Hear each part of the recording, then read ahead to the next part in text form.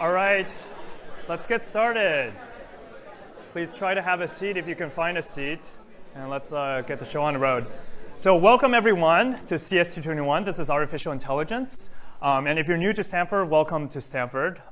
So first, let's do some introductions. So I'm Percy. I'm going to be one of your instructors teaching this class with Dorsa over there. So if Dorsa wants to say hi, stand up. Hi guys, I'm Dorsa. I'll be co-teaching this class with Percy. I work on robotics, human-robot interactions. Super excited about this new class and working with all of you guys.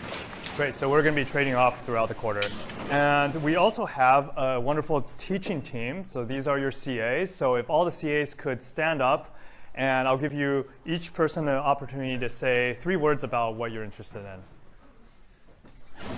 So let's start with, since you're the head CA. Hello, my name is.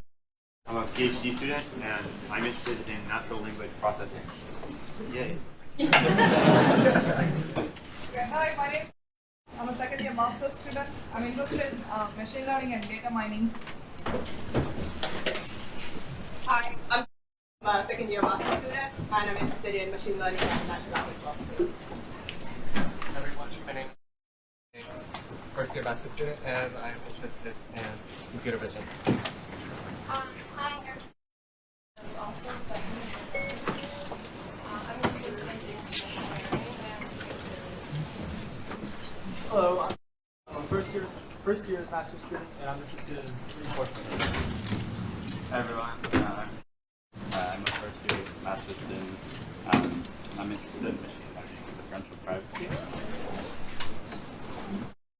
My name is I'm a co-current student, and I'm interested in reinforcement learning and AI in education. I'm second year PhD student in computer science. I'm interested in human-centered AI and machine learning. Let's go over there. I'm interested in data, and I'm interested in machine learning. Hey everyone, I'm also a co-current, and I'm interested in NLP and also AI.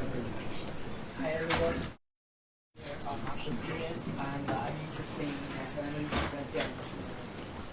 Great. Anyone else? Any TAs in the back? Well, they're all on the slide.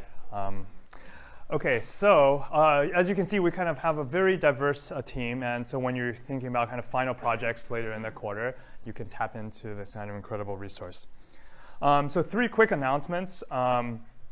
So there's going to be a section every week which will cover both kind of review topics and also advanced topics. So this Thursday, there's going to be an overview. If you're kind of rusty on Python or rusty on probability, come to this and we'll get you up to speed. Homework, the first homework is out. It's posted on the website. It's due next Tuesday at 11 p.m. So remember the time, that matters. All submissions will be done on Gradescope. There's going to be a Gradescope code that will be posted on Piazza, so look out for that later. Okay, so now let's begin. So when I first started teaching this class 7 years ago, I used to have to motivate why AI was important and why if you study it, you'll have a lot of impact in the world. But I feel like I don't really need to do this. Now it's kind of inescapable that you pick up the news in the morning and you hear something about AI. And indeed, we've seen a lot of success stories, right? AIs that can play Jeopardy or play Go, Dota 2, even poker. All these kind of games at superhuman level performance. It can also read documents and answer questions, do speech recognition, face recognition, even kind of medical imaging. And all these tasks are, you read about how successful these technologies have been. And then if you take a look at outside the kind of the technical circles, there's a lot of people in policy and trying to ask what is going on with AI. And you hear about these kind of very broad claims of how transformative AI will be to the future of work and the society and so on, and even some kind of bordering on pretty catastrophic consequences. So what's going to happen in the future, no one knows. But it is fair to say that AI will be transformative. But how do we get here? And to do that, I want to take a step back to the summer of 1956. So the place was Dartmouth College. John McCarthy, who was then at MIT, and then after that he founded the Stanford AI Lab, organized a workshop at Dartmouth College with some of the best and brightest minds of the time, Marvin Minsky, Claude Shannon, and so on. And they had this not so modest goal of trying to think that every aspect of learning or any feature of intelligence can be precisely captured so a machine can be just simulate it. So they were after the big question of how do you kind of solve AI. So now they didn't make that much progress over the summer, but a lot of programs and interesting artifacts came about from that time. There were programs that could play checkers or prove theorems, and sometimes even better than what the human proof would look like. And there was a lot of optimism. People were really, really excited. And you can see these quotes by all these excited people who proclaimed that AI would be solved in a matter of years. But we know that didn't really happen. And there's this kind of folklore example. People are trying to do machine translation. So you take an English sentence like the spirit is willing but the flesh is weak. You translate into Russian, which is what the choice language by the US government at that time. And you could translate back into English. And this is what you get. The vodka is good, but the meat is rotten. So the government didn't think that was too funny, so they cut off the funding. And it became the first AI winter.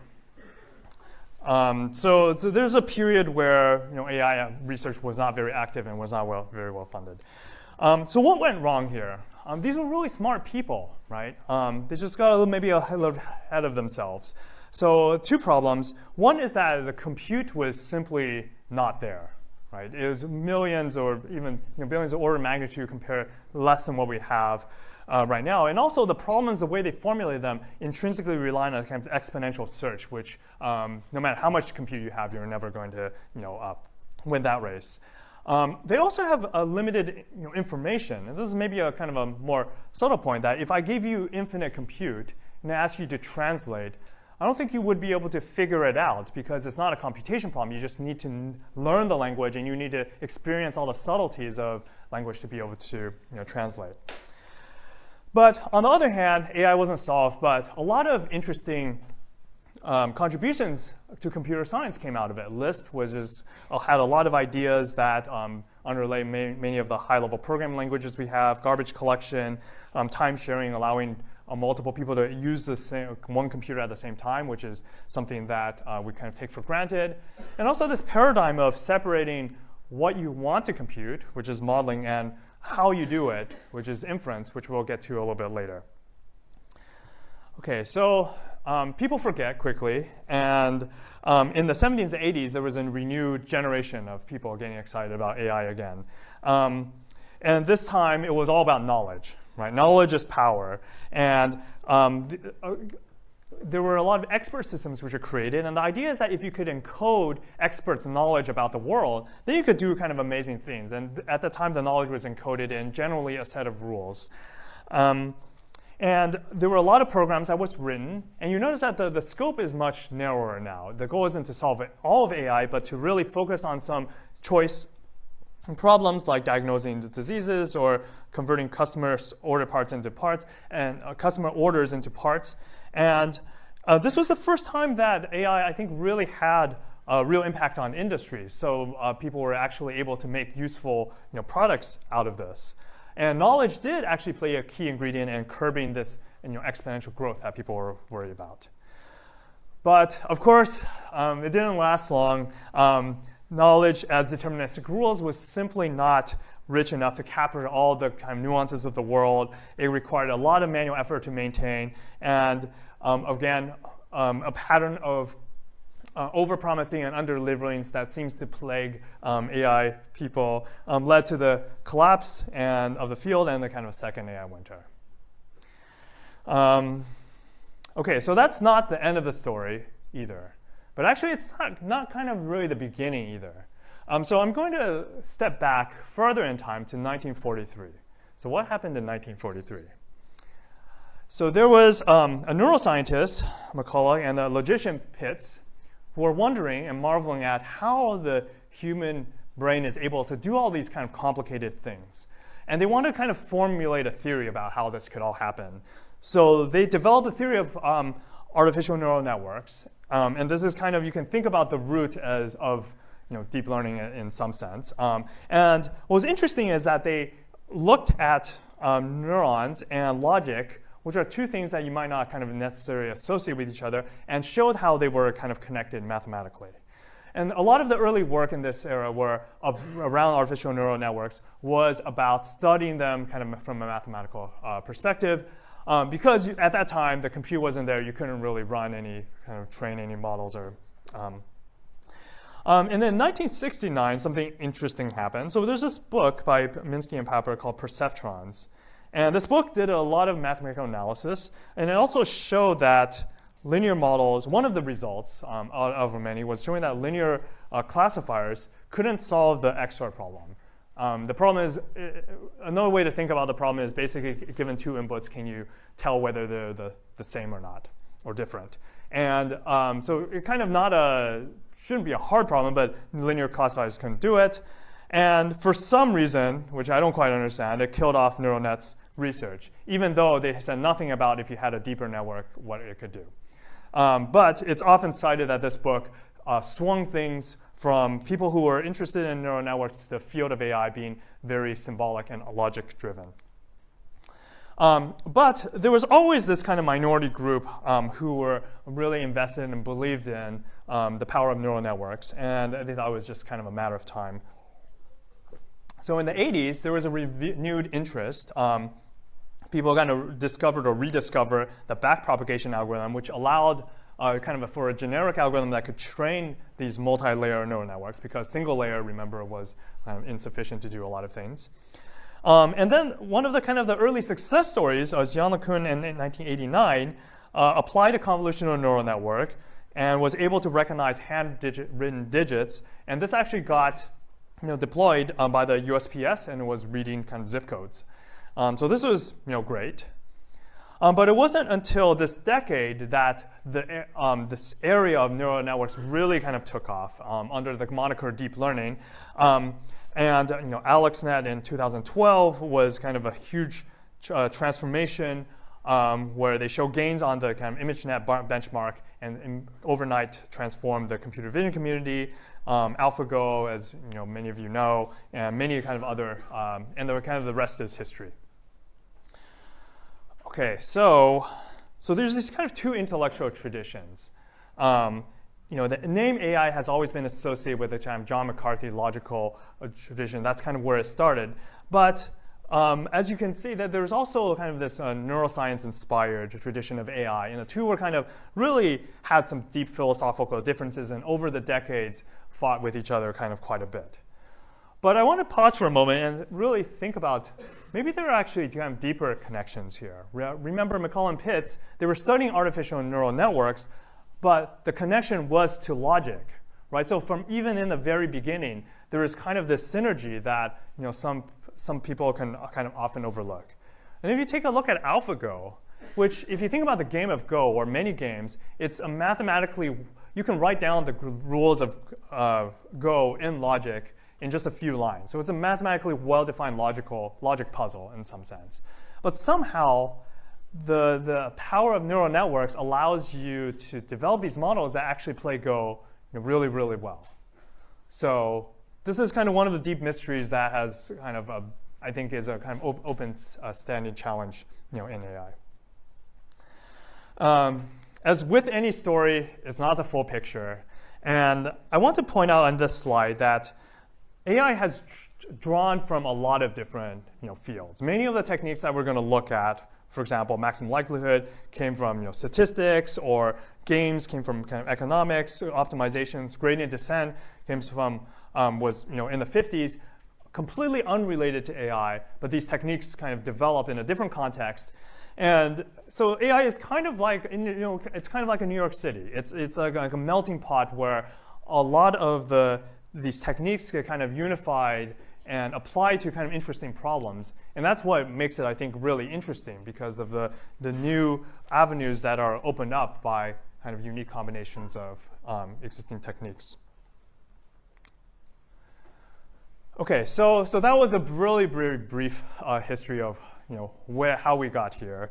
Now I want to pause for a moment and think about what is the goal? What are AI people trying to do? And again, this is kind of, there's two ways to think about this, and sometimes the conflation of these causes a lot of confusion. So I like to think about it as AI as agents and AI as tools. So the first view asks the scientific question of how can we create or recreate intelligence? And the second one asks, how can we use technology to kind of benefit, society? And these two are obviously very related, and they have a lot of shared technical overlap, but philosophically they're kind of different. So let me kind of explain this a little bit. So the idea with AI agents is, and this is, I think, a lot of what gets associated with AI, and especially with science fiction, that kind of portrayal certainly kind of encourages this kind of view where you're human, we're human beings, and what you do is you look in the mirror and you say, wow, that's a really smart person.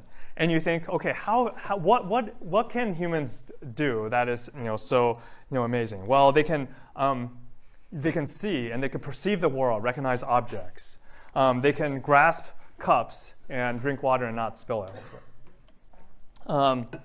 They can communicate using language, as I'm doing to you right now. We know facts about the world, declarative knowledge, such as what's the capital of France, and procedural knowledge, like how to ride a bike. We can reason with this knowledge and maybe ride a bike to the capital of France. And then, really importantly, we're not born with all of this, right? We're born with basically nothing, none of these capabilities, but we're born with the capacity and potential to acquire these over time through experience. And learning, it seems to be kind of this critical ingredient, which drives a lot of the success in AI today, but also with human intelligence, it's clear that learning plays such a central role in getting us to the level that we're operating at. So each of these areas has kind of spawned entire subfields, and people in it are kind of wondering about how you can make artificial systems that have the language or the motor or the visual perceptual capabilities that humans have. But are we there yet?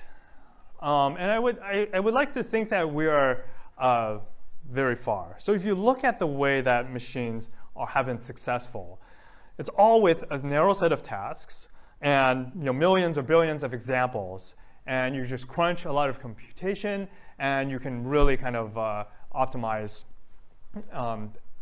any task you can come up with. Whereas humans operate in a very different regime. They don't necessarily do any one thing well, but they have such a kind of diverse set of experiences, can solve a diverse set of tasks, and learn from each individual task from very few examples. And still, it's a kind of a grand challenge from a cognitive perspective, how you can build systems with this level of capability that humans have. So the other view is AI tools. Basically, we say, okay, well, it's kind of cool to think about how we can recreate intelligence, but we don't really care about making more things like humans. We already have a way of doing that. That's called babies.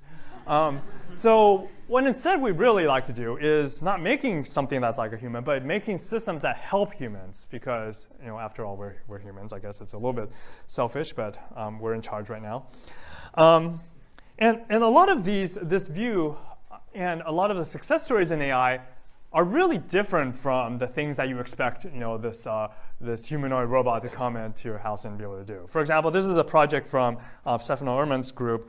There's a lot of poverty in the world, and part of it is just kind of understanding what's going on. And they had this idea of using computer vision on satellite imagery to predict things like GDP. So this is obviously not a task that our ancestors in Africa were getting really good at. But nonetheless, it uses convolutional neural networks, which is a technique that was inspired by the brain, and so that's kind of interesting. You can also have another application for saving energy by trying to figure out when to cool data centers. As AI is being deployed in more kind of mission-critical situations, such as self-driving cars or authentication, there are a few new issues that come up.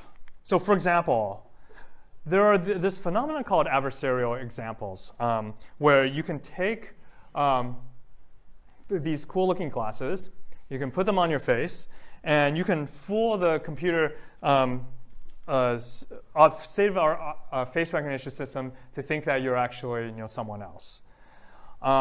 Or you can post these stickers on stop signs and get this save our system to think that it's a speed limit sign. So there's clearly these are big problems if we think about the widespread deployment of AI. There's also less catastrophically, but also pretty upsetting, which is biases that many of you probably have read in the news about. So, for example, if you take Malay, which is a language that doesn't distinguish in the writing form between he and she, and you stick it into Google Translate, you see that she works as a nurse, but he works as a programmer, which is encoding certain societal biases in the actual models. And one kind of important point I want to bring up is that, how is machine learning and AI kind of working today? Well, it's society exists. Society is generating a lot of data. We're training on this data and kind of trying to fit the data and trying to mimic what it's doing, and then using predictions on it. What could possibly go wrong, right? And so certainly a lot of people have been thinking about how these biases are kind of creeping up, and it's an open, active area of research. Something a little bit more kind of sensitive is, asking, well, these systems are being deployed to all these people, whether they kind of want it or not, and this actually touches on people's livelihoods. It actually impacts people's lives in a serious way. So Northpoint was a company that developed a software called Compass that tries to predict how risky criminal risk score, how risky someone is, essentially. And ProPublica, this organization, realized, whoa. You have this system that, given the individual didn't refund, is actually twice as likely to classify blacks as incorrectly as non-blacks. So this seems pretty problematic. And then Northpoint comes back and says, actually, I think we're being fair. So given a risk score of 7, we were fair because 60% of whites reoffended and 60% of blacks reoffended. The point here is that there's actually no solution to this in some sense, sadly. So people have formulated different notions of fairness and equality between how you predict on different kind of groups, but you can have different notions of fairness, and which all seem reasonable from first principles, but mathematically they can be incompatible with each other. So this is, again, an open area of research where we're trying to figure out as a society how to deal with this, given that machine learning might be used in these kind of critical situations. OK, so summary so far. There's an agent's view. We're trying to really kind of dream and think about how do you get these capabilities, like learning from very few examples that humans have, into machines, and maybe opening up a kind of a different set of technical capabilities. But at the same time, we really need to be thinking about how these AI systems are affecting the real world. And things like security and biases and fairness all kind of show up. It's also interesting to note that a lot of the challenges in deployment of AI system don't really have necessarily to do with humans at all. I mean, humans are incredibly biased, but that doesn't mean we want to build systems kind of in our that mimic humans and kind of inherit all the kind of the flaws that humans have. Okay. Any questions about this? Maybe pause for a moment.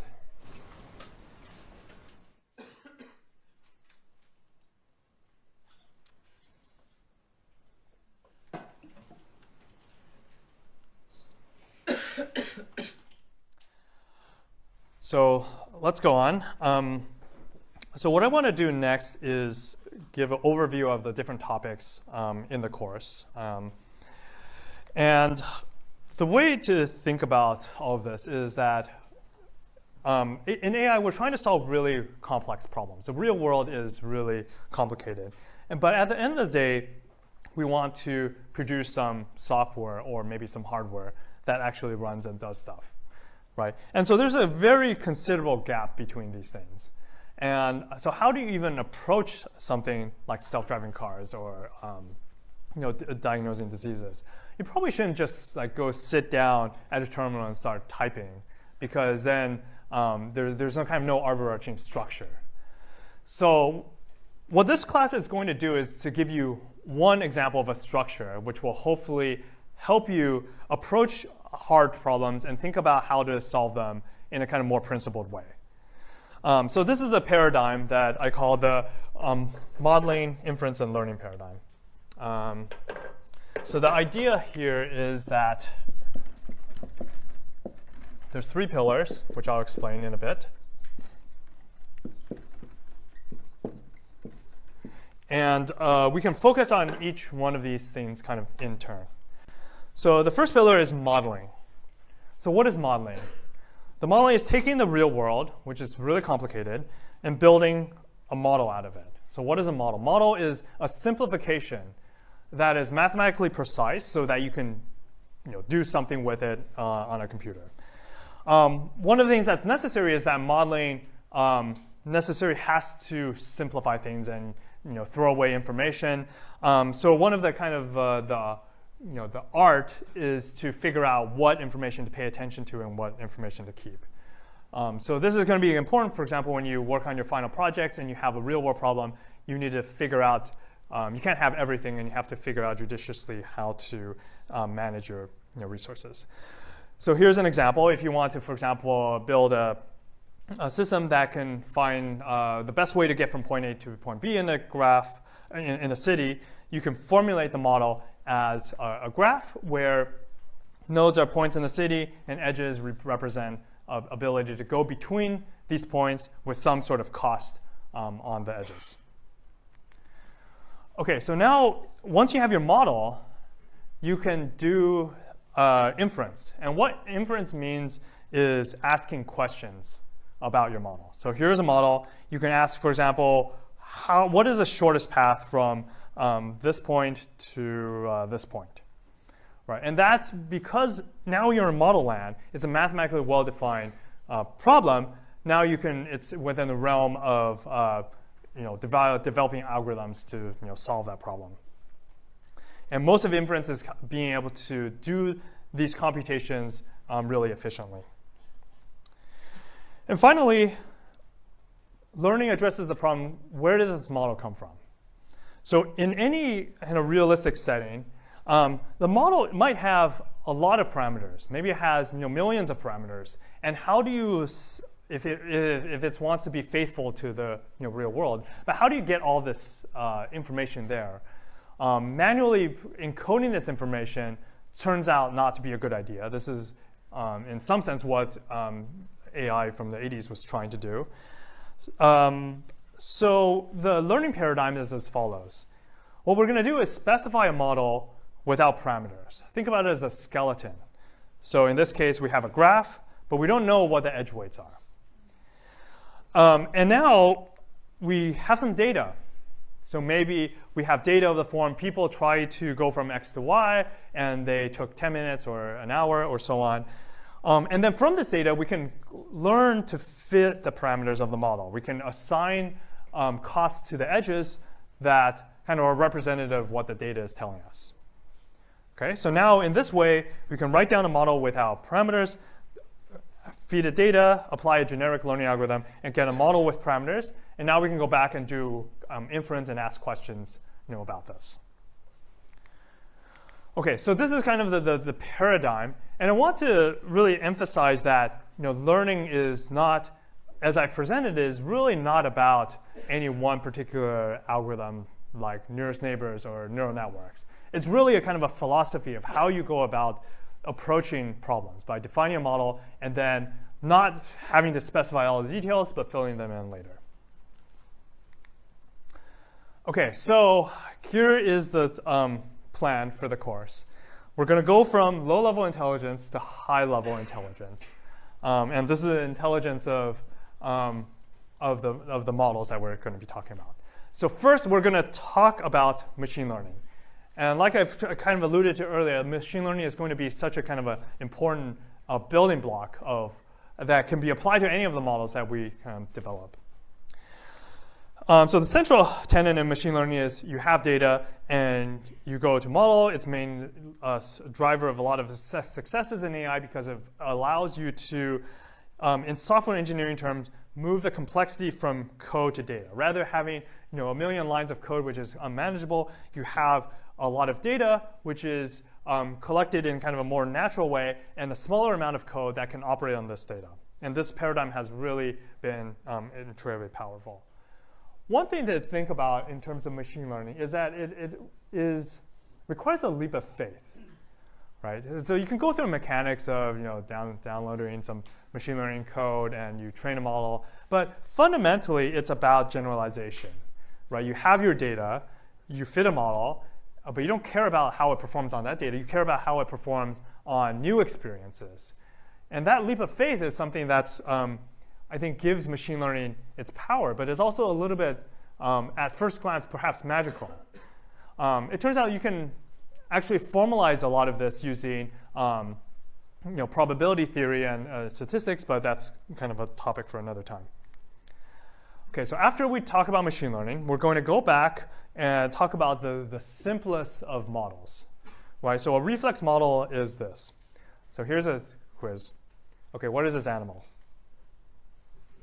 Okay, zebra. How did you get it so fast? Well, it's kind of reflex, right? Your human visual system is so good at doing these things without thinking.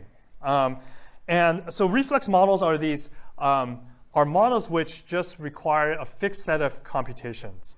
So examples like are linear classifiers, deep neural networks, and most of these models are the ones that people in machine learning use. Models is almost synonymous with reflex in machine learning.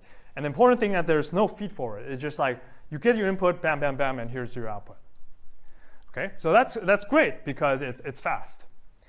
But there's some problems that require a little bit more than that, right? So for example, here's another problem. Okay, quick, Y to move, where should you go?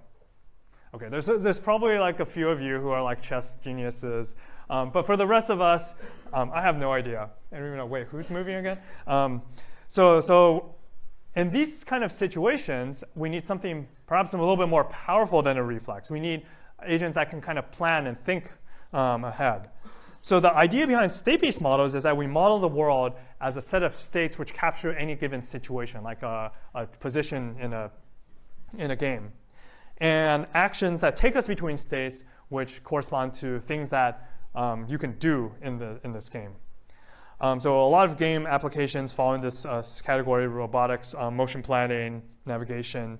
Also, some things that might not be you might think of planning, such as generation in natural language or generating an image, can be cast in this way as well. So there's three types of state-based models, each of which we'll cover in weeks of time. So search problems are the classic. You control everything, so you're just trying to find the optimal path. There are cases where there's randomness. For example, if you're trying to go from point A to point B, maybe there's traffic that you don't know about, or in a game there might be die which are road. And there's a third category, which are adversarial games, which is cases where you're playing an opponent who's actively trying to destroy you. So what are you going to do about it? So one of the games that we're going to be talking about when we talk about games is Pac-Man. And one of the assignments is actually building a Pac-Man agent, such as this. So while you're looking at this, think about what are the states and what are the actions, and how would you go about devising a strategy for Pac-Man to eat all the dots and avoid all the ghosts. So that's something to maybe look forward to. There's also going to be a competition, so we'll see who ends up on top. Okay, so state-based models are very powerful. They allow you to kind of have foresight. But some problems are not really most naturally cast as state-based models. For example, how many of you play Sudoku or have played it before? So the goal of Sudoku is to fill in these blanks with numbers so that every row, column, and 3x3 subblock has the digits 1 through 9, so it's a bunch of constraints. And there's no kind of sense in which you have to do it in a certain order, right? Whereas the order in how you move in chess or something is pretty important. So these type of problems are captured by these variable-based models, where you kind of think about a solution to the problem as an assignment to the individual variables under some constraints. So constraint satisfaction problems, we'll spend a week on that. These are hard constraints. For example, a person can't be in the 2 places at once, for example. There's also Bayesian networks, which we'll talk about, which are variable-based models with soft dependencies. For example, if you're trying to track a car over time, these are the positions of the car. These variables represent the position of the cars, and these E's represent the sensor readings of the position of the car at that particular position. And inference looks like trying to figure out where the car was given all this kind of noisy sensor reading. So that's also going to be another assignment that you're going to deal with. OK, so finally, now we get to high level. What is high level intelligence here? And I put logic here for a reason that you'll see clear. Yeah, is there a question? The Sudoku example, can you explain why it's not a state-based model? Yeah, so the question is, why is the Sudoku problem not a space-based model? You can actually formulate this as a state-based model by just thinking about the sequence of assignments. But it turns out that you can formulate it in a kind of more natural way as a variable-based model, which allows you to take advantage of some kind of more efficient algorithm to solve it. Right? Think about these models as kind of different. Analogy is like a programming language. So yes, you could write everything in C++, but sometimes writing in Python or SQL for some things might be easier. Yeah. How would you categorize a state-based problem where you have both an adversarial element and an element of randomness? Yeah. So the question is, how do you categorize state-based models where there's both randomness and an adversary? We're also going to talk about those as well. And those would be, I would classify them as adversarial, but there's also a random component that you have to deal with. Games like backgammon and like that. Yeah, question. Are we just trying to go from discrete states to continuous spaces? So it feels like we have problems that are quantifiable via discrete spaces, and then the farther right we get, the more we need approximates. Yeah, so the question is about whether some of these are more continuous and some of them are discrete. I don't necessarily think of, so a lot of the reflex models actually can work in continuous state spaces, for example, images. Actually, it's almost a little bit of the opposite, where the logic-based models are, in some sense, more discrete, but you can also have continuous elements in there as well. So in this class, we're mostly going to focus on kind of discrete objects because they're just going to be simpler to work with. OK, so what is this logic? So the motivation here is that suppose you wanted a little companion who you could boss around and help you do things. Let's say that's a better way to say it. So you like to be able to say, OK, tell us some information. And then later you want to be able to ask some questions and have the system be able to reply to you. How would you go about doing this? One way you could think about is building a system that you can actually talk to using natural language. Okay, so I'm actually going to show you a little demo, which is going to come up in the last assignment on logic. And well, let's see what you think of it. OK, so this is going to be a system that is based on logic that I'm going to tell the system a bunch of things, and I'm going to ask some questions. So I want you all to follow along and see if you can play the role of the agent. OK, so I'm going to teach you a few things. Like Alice is a student. OK, so it says I learned something. Now let's quiz. Is Alice a student? OK, good. So that worked. Is Bob a student? Who should the answer be? I don't know. Who's Bob? Okay, so now let's do students are people. Alice is not a person. I don't buy that. Okay, so okay, it's it's doing some reasoning, right? It's using logic. It's not just. Okay, so now let's do. Alice is from Phoenix. Phoenix is a hot city. I know because I live there. Cities are places, and if it is snowing, it is then it is cold. Okay, got it? So is it snowing? I don't know. So how about this? Okay, so if a person is from a hot place and it is cold, then she is not happy. Okay? True, right? I guess those of you who have spent all your life in California would maybe appreciate this. But okay, so is it snowing now? How many of you say yeah, it's snowing? How many say no? Don't know. Okay. I just wanted to scroll a little bit to see what. Oh, too late. How about if I say Alice is happy? Okay, so is it snowing now? No, it should be no. Okay, so you guys were able to do this. Okay, so this is kind of an example of an interaction which, if you think about it, is very, very different from what you would see kind of in a typical ML system where you have to show it millions of examples of one particular thing and then it can do kind of one task. This is much more of a very open-ended set of I wouldn't say the experiences are super rich, but they're definitely diverse. I teach, I just give one statement. I say it once, and then all of a sudden it has all the ramifications and kind of consequences of that built in, and it kind of understands in a kind of deeper level. Of course, this is based on logic systems, so it is brittle, but this is kind of just a proof of concept to give you a taste of what I mean when I say logic.